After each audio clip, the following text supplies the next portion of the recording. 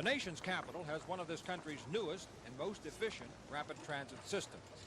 It is a multi-million-dollar network that eventually will whisk commuters into the far corners of both the Maryland and Virginia suburbs. But now the U.S. Department of Transportation is spending $250,000 to study something else for Washington, D.C.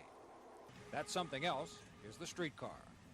Streetcars last ran in Washington some 17 years ago. This is one of the very last trolleys operated by the old D.C. Transit Company, the forerunner of today's Metropolitan Transit Authority. The car runs only on weekends now at the National Capital Trolley Museum. The DOT study, already underway, is an attempt to determine if cars such as this one will be the answer for the ever-increasing mobs that jam streets in the city's Georgetown section. For those who think trolleys should never have been abandoned here, the answer to that question doesn't really need much consideration. Well, I don't think we would have built this museum if we didn't think they were efficient, because we want people, when they come to ride one of our trolley cars, to see this is an efficient vehicle. And if we knew then what we know now, perhaps we'd have streetcars in Washington. Streetcars ran here in Georgetown for nearly 100 years.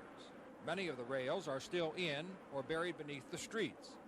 The DOT study will determine if it is feasible, economically, operationally, and environmentally, to dig them up once again.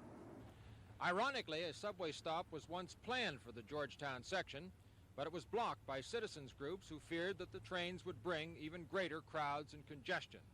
Some think the trolley proposal will suffer the same fate.